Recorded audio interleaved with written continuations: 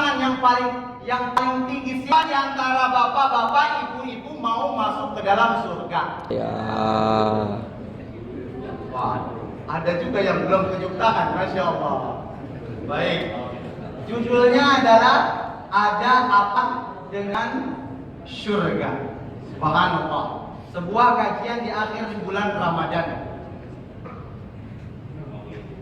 Saya sebelum mengkaji ini, saya mau mengajak kita bersama-sama mengucapkan al-basmalah terlebih dahulu. Bismillahirrahmanirrahim. Baik, siapa yang tahu di antara bapak-bapak, ibu-ibu yang tahu ada apa dengan surga? Coba, saya kepengen ada salah satu di antara bapak-bapak atau siapapun yang bisa menyebutkan kenikmatan. Ya. Kamar, ada kamar, udah ada mas. Supaya lebih jelasnya lagi, saya biar lebih semangat lagi, saya kebenaran punya siwak dari Jeddah. Ada lagi, ada Al-Quran baru ya. Biar pada semangat dijawab. Jualan. Ada tasbih elektronik. Siapa yang bisa jawab 3 kenikmatan yang ada di dalam surga? Cincin elektrik. Silakan. Jangan bidadari lagi ya. Baik, silakan. Sungai susu. Sungai yang Allah ciptakan airnya dari susu. Ya, silakan. Lanjut lagi 3. Bidadari yang lain lah, bidadari lagi. Udah pusing dia baru 1 aja. Yang ada di benaknya bidadari ya. Buah yang mudah dipetik. Oke, baik. 1 lagi. Amar tadi nggak boleh jawab. Pokoknya yang lain. Silakan. Bapak-bapak, ibu-ibu, kita ini kajiannya santai, nggak terlalu yang serius banget sambil ngobrol. Jadi kita sambil ngebuburit. Ya, silakan. Tidak ada tidak ada kotoran. Tidak ada kotoran. Baik, benar ibu. Ikhlas ya, ini buat saudara kita ya. Subhanallah. Sekarang saya pengen dari ibu-ibu. Ya, dari ibu-ibu. Ibu-ibu boleh pakai siwak nggak? Boleh. Siapa yang nggak boleh pakai siwak?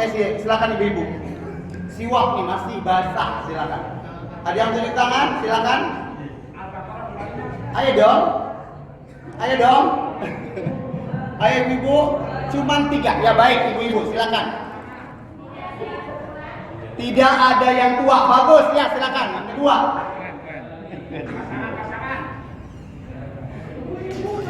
Ayo, silakan. Tidak ada yang tua. Tidak ada yang muda semua. Tidak ada yang tua, semuanya muda. Baik, Ibu, silakan. Yang kedua.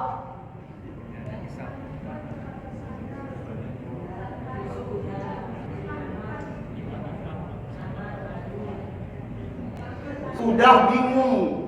Bertahtakan mutiara. Bertahtakan mutiara. Apanya yang bertahtakan? Lantai. Lantainya baik, ya baik. Kemudian terakhir 1 lagi. Yang terakhir, ya cangkir semua terbuat dari emas. Subhanallah. Silakan. Tolong kasihin bapak. Baik. Alhamdulillah. Baik, yang terakhir Al-Quran ini spesial. Nanti akan dikasih setelah kajian. Ya, setelah kajian. Baik, perhatikan bapak-bapak, ikhwah dan akhwat sekalian, adalah sebuah fenomena yang sangat ironis sekali. Ada seorang muslim mau masuk ke dalam surga, tapi nggak tahu bagaimana surga. Peribe bentuknya surga, nyora meruh. Bagaimana bentuknya surga dia nggak tahu. Kan aneh. Kalau ditanyain mau masuk surga, iya mau. Neraka? Enggak mau masuk neraka. Surga? Iya mau masuk surga. Terus kenapa mau masuk surga? Kenapa ya? Nah, ada apa di dalam surga dan ada apa dengan surga? Kita akan bahas pada hari ini, insya Allah. Ya, baik, kita mulai. Kadang-kadang saya sambil berjalan atau sambil berdiri ya. Kadang-kadang suka duduk juga. Jadi kita benar-benar seperti ngobrol lah. Baik, ini ada sahabat. Mohon maaf, ada Rasulullah Shallallahu Alaihi Wasallam pernah meriwayatkan satu kisah tentang Nabi Musa alaihi salam. Rabb yaitu Allah, Nabi Musa dan surga. Hadisnya panjang, hadisnya diriwayatkan oleh Imam Muslim dari sahabat yang mulia Al-Mughirah bin Syu'bah. Hadisnya sahih. Kita bacakan. Sa'ala Musa Rabbahu. Musa bertanya kepada Rabbnya.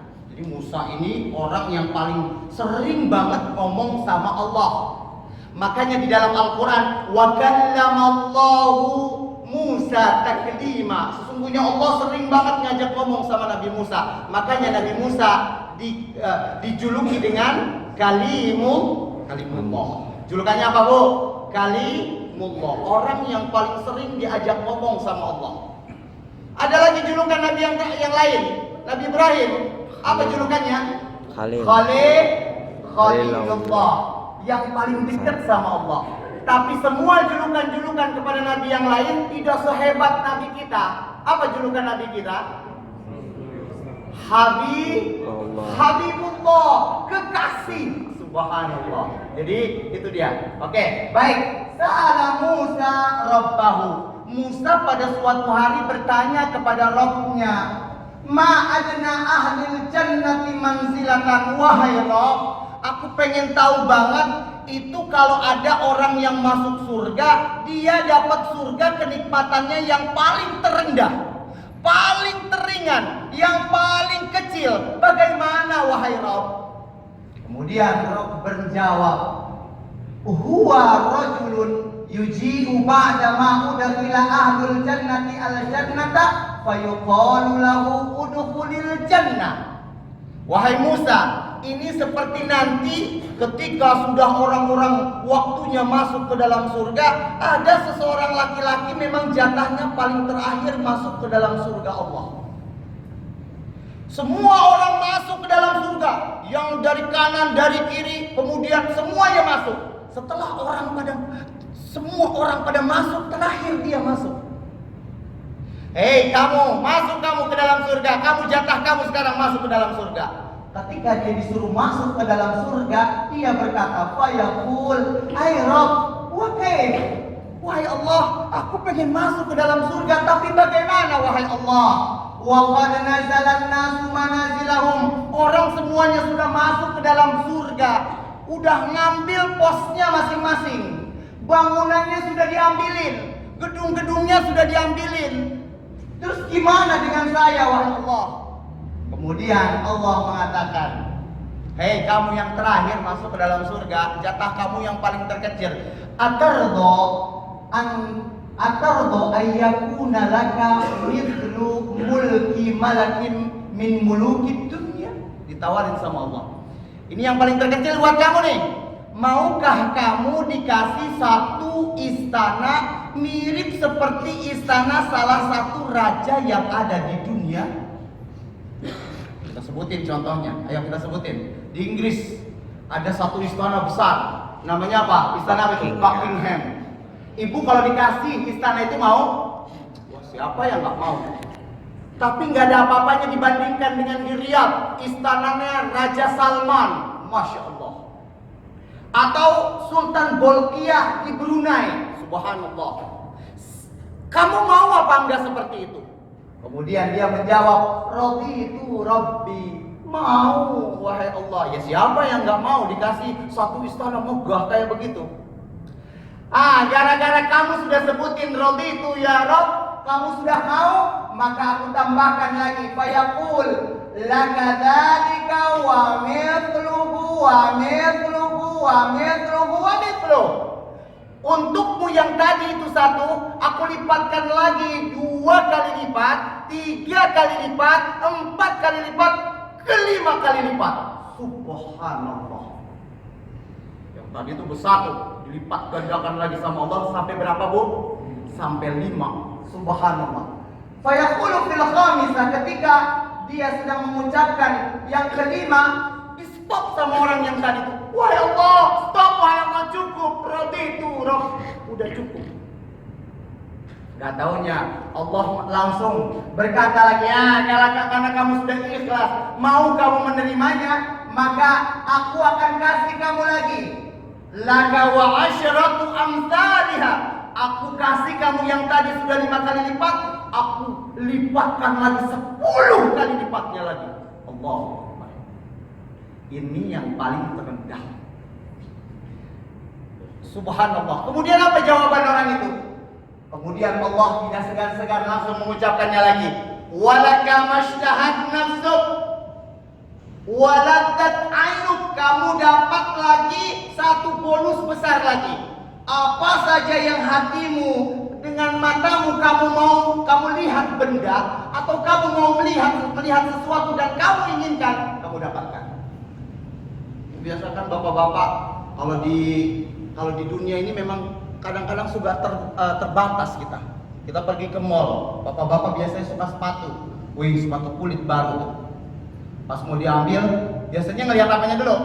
Bandrol. Wah, Masya Allah harganya 2,5 juta. Seandainya kartu ATM saya nggak dipegang istri, saya beli nih. Nggak tahu jadi pegang istrinya, jadi nggak jadi. Nah, itu tidak berlaku di sana. Apa yang dipengen dapat. Atau ibu-ibu biasanya pengen tas. Itu, aduh di balik kaca itu bagus banget itu tas. Ternyata nggak bisa. Kenapa? Karena terbatas. Karena SPP anak belum dibayar. Di sana nggak bisa. Waladat ainuk, semua matamu yang kamu inginkan kamu akan dapatkan. Subhanallah. Kemudian sampai Nabi Musa ketika dijelaskan sama Allah seperti itu, kemudian akhirnya Nabi Musa terperanjat, kemudian dia mengucapkan, kalau itu yang rendah wahai Allah, fa'alaha manzilatan, bagaimana yang tertinggi, nikmat yang paling terhebat wahai Allah. Allah spontan menjawab, ulaikal ladzina aradtu gharastu karamatahum biyadi wa khatamtu 'alaiha. Mereka adalah orang-orang yang akan aku kasih dengan tanganku kenikmatan-kenikmatan mereka. Dan kenikmatannya falam turo ainun, mata belum pernah melihatnya. Falam tasma' udhunun, tidak pernah juga didengar oleh telinga. Walam yakhtur ala qalbi bashar, juga belum pernah terbesit di dalam hati sedikit pun. Jadi nikmat itu sama sekali. Yang tadi yang terendah masih bisa kita angan-angankan. Walaupun kita kadang-kadang suka itu buat apaan mubazir. Orang istana segitu besar aja dilipat gandakan sampai 5. Dilipat gandakan lagi 10. Kan orangnya kecil. Nanti dulu. Bapak dengan ibu kalau di sana nanti di surga badan bapak seperti ini fisiknya atau bagaimana? Kita lihat. Insya Allah kita akan kaji ini. Ya, seperti apa, tingginya seperti apa penduduk di surga. Baik. Nah, jadi kesimpulannya adalah bahwa sesungguhnya nikmat surga luar biasa. Sedangkan siapa yang sering menceritakan surga? Kita kenapa bahas surga ini? Karena di dalam Al-Quran banyak Allah bicara tentang surga. Rasulullah juga banyak bicara tentang surga. Kalau seandainya Bapak diceritakan oleh seseorang tentang sesuatu, orang itu udah pernah ke sana, tambah yakin Bapak. Tapi kalau orang itu belum pernah pergi ke sana, berarti nggak yakin. Tapi Rasulullah pernah melihat surga. Apa buktinya? Pada suatu hari Rasulullah bilang, "Wallahi, kalau seandainya kamu melihat apa yang aku lihat, labakaitum katsiran wala, kamu akan tertawa sangat sedikit dan kamu banyak menangisnya." Sontak mendengar seperti itu, langsung sahabat-sahabat Rasulullah bertanya, "Wa ma ra'aita ya Rasulullah? Apa yang kamu lihat wahai Rasulullah? Engkau melihat sampai sebegitunya, kenapa wahai Rasulullah?" Ra'aitul jannata wan nar. Aku pernah melihat surga, aku juga pernah melihat neraka. Jadi Rasulullah sallallahu alaihi wasallam pernah melihat surga. Ketika beliau bercerita tentang surga, wajar beliau sudah pergi ke sana. Kapan waktu beliau pergi ke sana? Isra dan Mi'raj. Baik. Kita lanjutkan. Jadi kesimpulannya, sifat utama surga adalah tidak pernah dilihat oleh mata, tidak pernah terdengar oleh telinga, kemudian tidak pernah terbesit di dalam hati. Inilah sifat-sifat surga yang paling terhebat. Baik, kita lanjutkan. Jadi kalau seandainya di dalam Al-Quran Allah Subhanahu wa Ta'ala mengabarkan kita tentang surga, itulah surga yang harus kita yakini seyakin-yakinnya tanpa ada keraguan sedikit pun. Apa sebab? Karena ini adalah konsekuensi daripada syahadat kita kepada Allah dan kepada Rasul. Ketika kita bersyahadat kepada Rasul, wa asyhadu anna Muhammadar Rasulullah, aku bersaksi bahwa sesungguhnya Allah adalah Tuhanku dan Rasul, Muhammad adalah utusan Allah. Maka konsekuensinya adalah ketika Bapak sudah bersyahadat seperti itu, ta'atuhu fima amar, taat dan patuh apa yang dia perintah. Satu. Yang kedua, tasdiquhu fima akhbar, membenarkan apa yang dia kabarkan. Nabi Muhammad bercerita tentang surga, nah kita benarkan. Nabi Muhammad bercerita tentang neraka, kita benarkan. Kenapa? Karena informasinya langsung dari Allah Subhanahu wa Ta'ala. Jadi ada orang yang dia bersyahadat kepada Rasulullah bicara tentang ini, disebutkan hadisnya. Kayaknya menurut saya itu kayaknya nggak logis deh. Nggak bisa kita berkata seperti itu. Apa sebab? Karena informasinya langsung dari Rasulullah Sallallahu Alaihi Wasallam. Kemudian yang ketiga, menjauhi yang dilarang Rasulullah. Kemudian tidak beribadah kecuali dengan yang disyariatkannya. Baik, Rasulullah. Nah ini dia tentang bulan Ramadan, yang di awal bulan Ramadan saya pernah ngisi juga tentang satu paket di bulan Ramadan. Saya nggak kaji ini, hanya mengingatkan saja. Apa itu satu paketnya? Ternyata satu paketnya bukan hanya satu ayat saja, bukan hanya di 183 aja, tapinya bicara tentang Ramadan sampai ayat yang 187. Semua ini bicara tentang Ramadan. Sudah saya merah-merahkan. Yang pertama, paket di bulan Ramadan berpuasa. Yang kedua, paket di bulan Ramadan berdoa, syahrul doa. Wa idza sa'at. Mohon maaf, ini syahrul Al-Qur'an. Yang ketiga, berdoa. Dan yang terakhir, mohon maaf bapak-bapak yang enggak i'tikaf, nanti saya doakan tahun depan i'tikaf. Apa sebab? Karena paket bulan Ramadan diantaranya adalah wala tubashiruhunna wa antum aakifuna fil masajid. Tidak, jangan engkau menggauli istri-istrimu sedangkan engkau sedang beriktikaf. Disinggung oleh Allah di dalam Al-Quran. Dalam satu paket ini kita disuruh i'tikaf. Saya bukan bicara tentang ini karena sudah saya singgung, tapi yang harus saya perhatikan di biru-biru ini. Tolong perhatikan. Kita sudah beriman, kita sudah berislam, Allah kepengen kita jadi orang seperti ini. Apa itu? Takut. Di ujung paketnya lagi Allah mengatakan lagi, yattaqun la'allakum tattaqun, supaya kamu menjadi orang yang bertakwa. Kemudian di ujungnya lagi, supaya mereka menjadi orang-orang yang bertakwa. Jadi keluar dari bulan Ramadan ini kita menjadi orang yang bertakwa. Ustaz banyak bicara tentang bertakwa. Saya sudah tidak lagi berkapasitas untuk mengulangi. Tapi yang saya harus ingatkan adalah yang ini. Bulan Ramadan, keluar dari bulan Ramadan kita bertakwa. Kemudian ada balasan orang yang bertakwa di dunia dan di akhirat. Di dunia selalu dibela sama Allah. Kemudian rezekinya tanpa diduga ada terus. Apalagi amalnya diperbaiki selalu sama Allah dan dosanya selalu dipendam sama Allah supaya dia tidak berbuat dosa. Apalagi selalu dibuka keberkahan dari langit. Nah, di dunia ini dimudahkan segala urusannya. Apalagi terlepas dari tipu daya musuh. Dan terakhir, terlepas dari tipu daya setan. Sebenarnya banyak lagi di dunia. Tapi yang harus kita titik bawahi adalah di akhirat. Tilkal jannatul lati nuridu min ibadina man kana taqiyya. Sesungguhnya surat Maryam ayat 63. Sesungguhnya surga itu kami wariskan kepada hamba-hambaku yang bertakwa.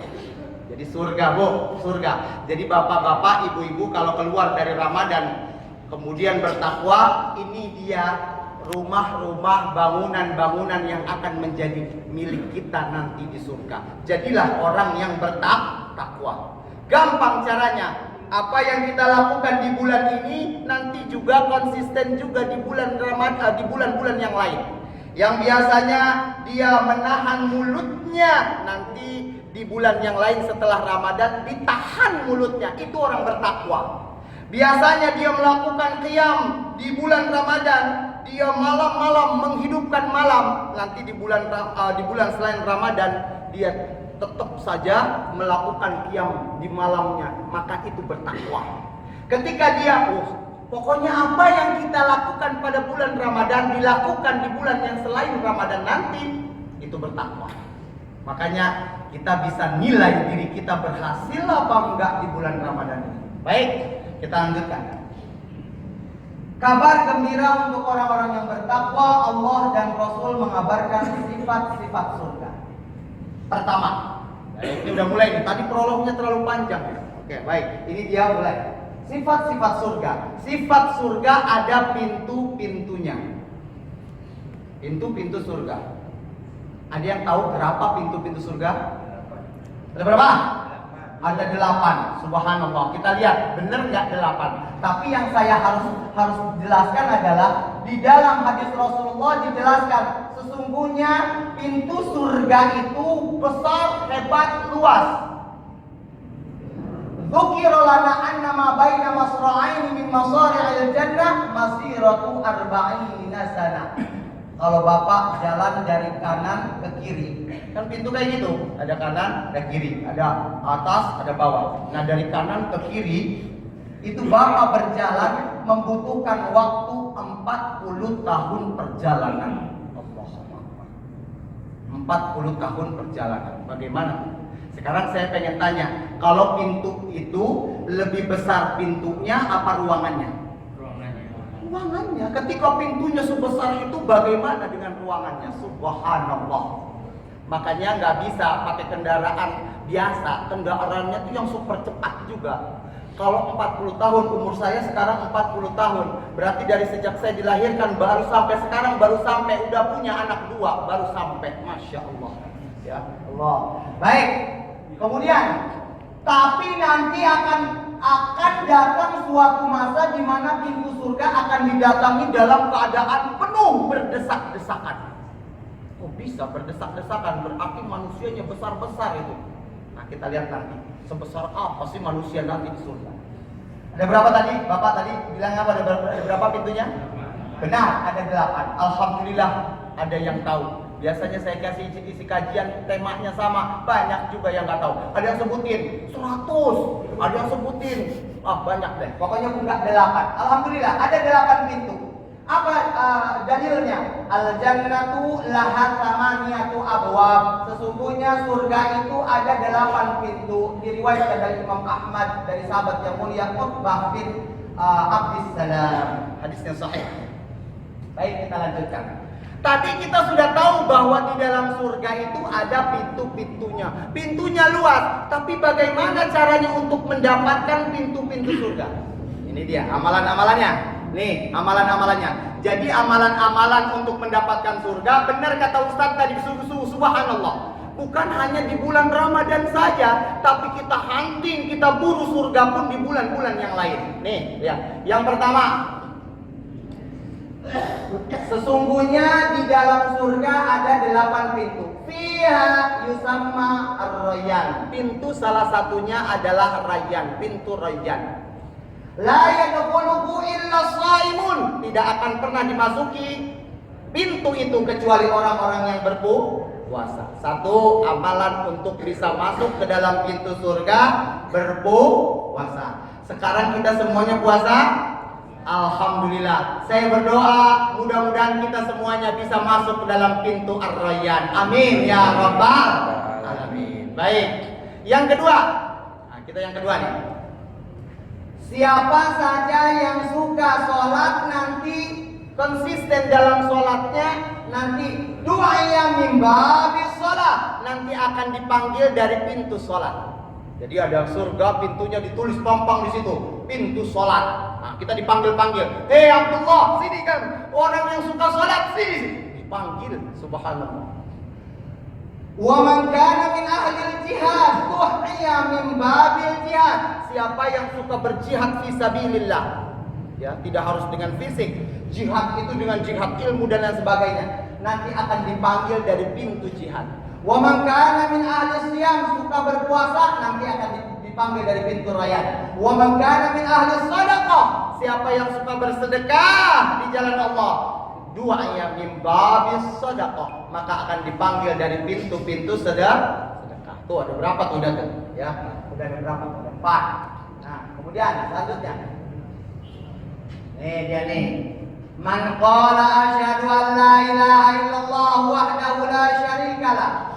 Siapa saja yang selalu mengikrarkan dirinya dan mengucapkan, sesungguhnya tiada Tuhan yang aku sembah kecuali Allah, tidak ada lain selain Allah, wa anna Muhammadan abduhu wa rasuluh, dan Nabi Muhammad adalah utusannya, wa anna Isa Abdullah, dan dia yakin bahwa Isa adalah hanya hamba Allah, bukan anak Allah, bukan tandingan Allah, bukan yang memiliki kekuatan seperti Allah. Dia yakini itu, wa banu ammatihi, dan dia adalah seorang putra dari ibunya.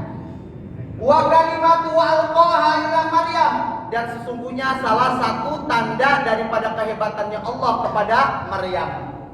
Maka apabila dia sudah meyakini itu, wa annal jannata haqqun wan naru haqq, dia yakin juga bahwa surga adalah benar adanya dan neraka benar adanya.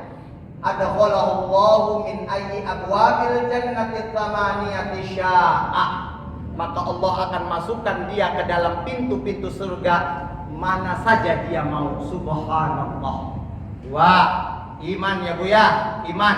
Kita berdoa mudah-mudahan kita mati dalam keadaan beriman kepada Allah Subhanahu wa taala. 2. Baik, yang ketiga. Wah, ibu-ibu langsung dicatat. Bapak-bapak, kalau ibu-ibu rajin biasa dicatat. Baik. Yang ketiga, kita lihat. Oh, yang keempat. Wudu, kita lihat wudu nih. Ma minkum min ahadin yatawadda. Jangan pernah meremehkan perbuatan kecil. Siapa di antara kalian yang berwudu? Perhatikan, wudu Bu ya, wudu. Fayusbighul wudu'a. Dia berwudu tapi dia lakukannya dengan cara yang terbaik. Dia bagusin banget wudunya. Nah, kadang-kadang kupingnya udah kita basuh ternyata masih kering. Kemudian di sininya masih kering, di sininya nggak sempurna. Dia bagusin pelan-pelan. Dia sempurnain, fayusbighul wudu. Dia berwudu kemudian dia rapikan wudunya. Apa yang terjadi? Kemudian dia mengucapkan doa wudu. Udah hafalkan Bu ya? Nah, diajarkan sama Rasulullah. Asyhadu an la ilaha illallah wahdahu la syarikalah wa anna Muhammadan abduhu wa rasuluh la nabiyya ba'da. Biasanya lengkap. Allahumma ja'alni minat tawabin. Allahumma ja'alni minat mutatahhirin. Wa adkhilni min ibadikas sholihin. Nah, maka nanti futihat lahu abwabul jannati tsamaniyatu yudkhilu min ayyiha syaa. Dia nanti akan dibukakan semua pintu-pintu surga dan nanti akan dia masuki dari mana saja dia mau. Subhanallah. Wudu. Nah, baik, lanjutin. Yang kelima. Nih Bu, saya lagi ke ibu-ibu nih. Ini hadis ini bukan untuk bapak-bapak. Hadis ini langsung Rasulullah bicara kepada ibu-ibu yang perempuan. Nih perhatikan. Idza shallatil mar'atu khamsaha, siapa saja perempuan yang sholat konsisten dengan sholat. Yang mana sholatnya? Sholat qiyamul lail? Enggak, disebutkan sama Rasulullah khamsaha, yang 5 waktu wajib saja. Allahu Akbar. 5 waktu yang wajib saja. Enggak disebutin sholat tarawih, sholat tahajud, enggak disebutin, sholat duha enggak disebutin, hanya konsisten dengan yang 5 saja. Wa shamat syahraha, dan dia konsisten melakukan puasa di bulan Ramadan saja. Nggak disebutin puasa Senin Kamis, puasa Ayyamul Bid, puasa yang sunnah lain. Disebutin hanya puasa di bulan Ramadan saja. Lanjutin. Wa hafizat farjaha, dan dia jaga kemaluan dan kehormatannya. Dia jaga. Dan terakhir, wa ata'at zaujaha, dan dia taat kepada suaminya. Taat kepada suaminya, maka nanti dia akan dibukakan semua pintu-pintu surga dan dia akan dikatakan, "Udkhuli, kamu silakan masuk dari pintu mana saja yang kamu mau." Subhanallah. Kalau kata ibu-ibu, kalau yang pertama sholat oke. Kalau yang kedua puasa oke. Kalau yang ketiga dia menjaga kehormatannya oke. Yang terakhir ini yang berat nih Ustadz nih biasanya. Habis nyebelin suami,